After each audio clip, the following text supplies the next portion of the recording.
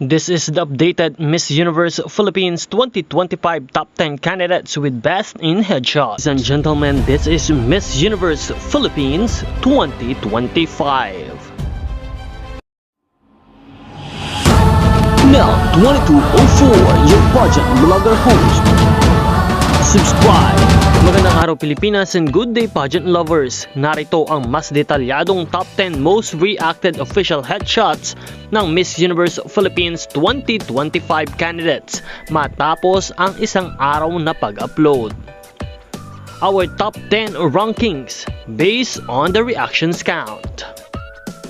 Sa number 10 ranking, nagtabla si Miss Davao at Miss Taguig Katrina Ligado na merong 51,000 na reactions.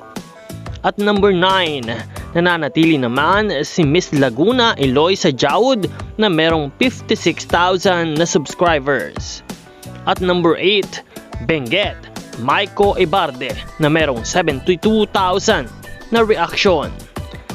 Si Baguio sa number 7, Gwendolyn Soriano. At number 6, Miss Oriental Mindoro Rochelle Hoco na merong 96,000 na reactions. Sa ikalimang pwesto naman ay nakuha ni Miss Isabela Jarina Sandu na merong 118,000 na reactions. Sa ikaapat na pwesto ay nakuha ni Miss Sultan Kudarat Chelsea Fernandez na merong 119,000 na reactions.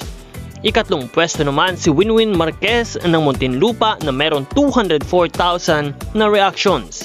At sa ikalawang pwesto ay nananatili si Iliana Marie Iduana ng Sinuloan Laguna na merong 220,000 reactions. And number 1, Quezon Province at Isa Manalo na merong 290 na reactions.